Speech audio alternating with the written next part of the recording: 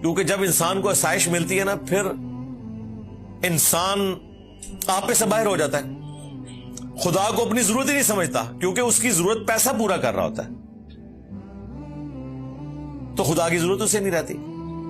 جب انسان تکلیف میں آتا ہے نا، پھر اللہ کی طرف مائل ہوتا ہے۔ وہ بھی سارے نہیں ہوتے،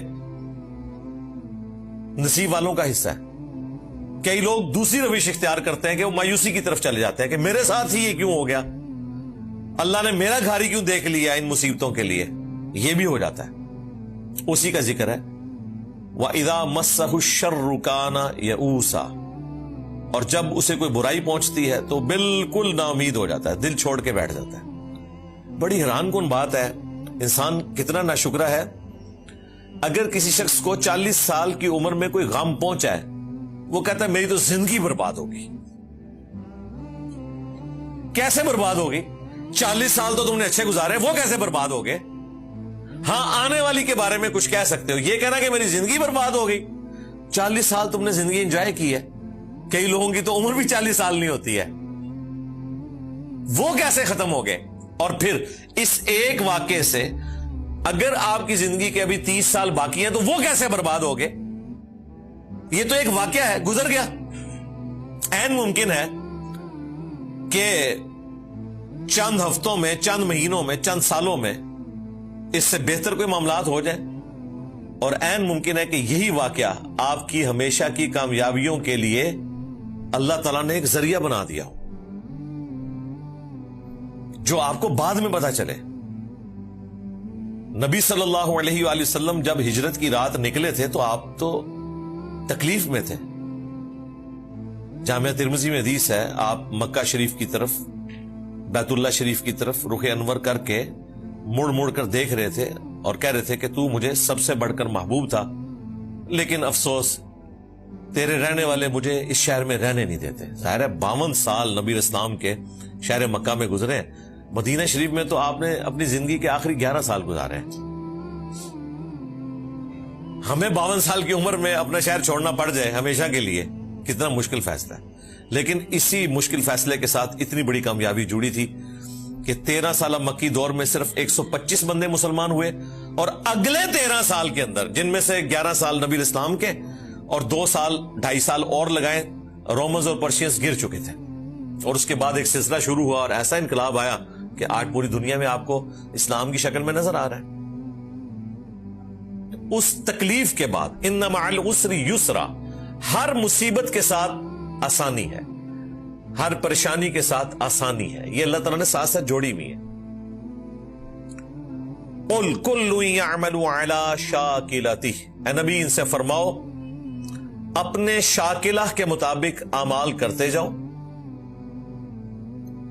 فَرَبُّكُمْ أَعْلَمُ بِمَنْ هُوَ أَهْدَى سَبِيلًا، پس تمہارا رب خوب جانتا ہے کہ کون تم میں سے ہدایت کے راستے کے اوپر ہے۔ یہ بڑی امپورٹنٹ آیت ہے۔ شاکلہ کا ورڈ اکثر ہم نے مختلف ویڈیوز کے اندر قرآن کی تفسیر میں استعمال کیا۔ شاکلہ آپ سمجھ لیں گیون سرکمسٹانسز، وہ حالات و واقعات جو اللہ تعالیٰ نے آپ کو دیے ہیں، اس کے اندر آپ پرفارم کرتے چلے جائیں۔ دیکھیں اس کا یہ سلسلہ پیچھے جڑ رہا ہے کہ جب ہم انسان کو نعمت دیتے ہیں تو وہ منہ پھیر لیتا ہے، اور جب تکلیف آتی ہے تو مایوس ہو جاتا ہے۔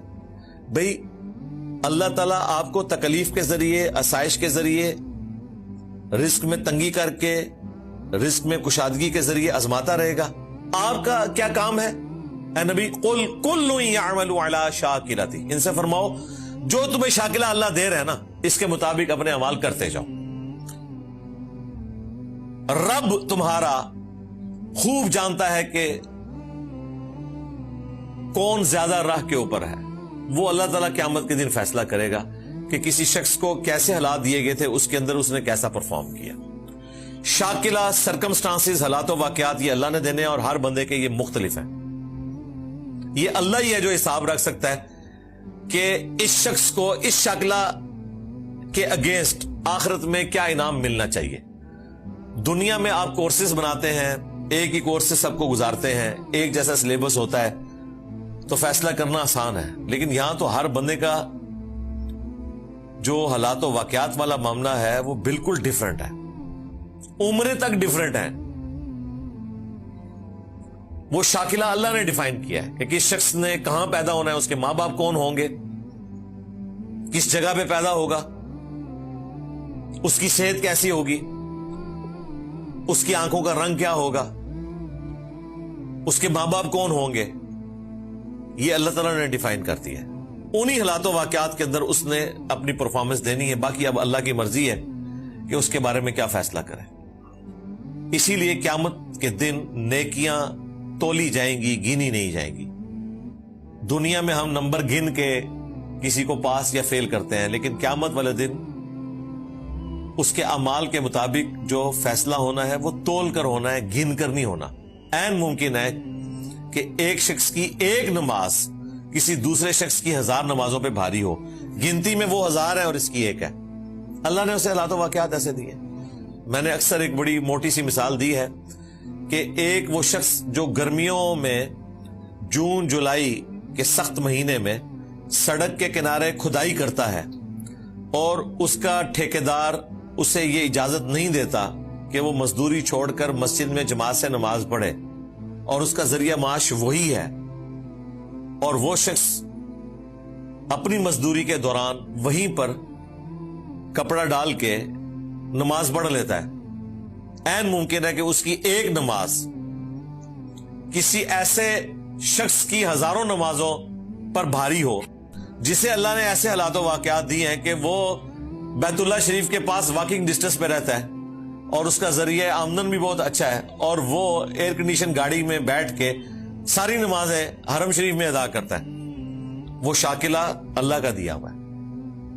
تو یہ اللہ نے فیصلہ کرنا ہے، ہر شخص اپنے شاکلہ کے مطابق عمل کرتا جائے۔ اللہ تعالیٰ کو بہتر پتا ہے کہ کون رائے ہدایت پہ ہے، کون جو ہے وہ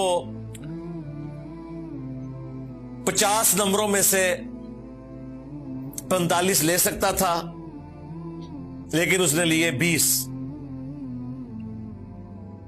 اپنے آپ کو خراب کر لیا، اور کون تھا جو لے ہی بیچارہ 20 سکتا تھا حالات و واقعات میں، اور اس نے 15 لے لیے اور وہ کامیاب ہو گیا، کیونکہ اس کے حالات و واقعات اسے اجازت نہیں دیتے تھے۔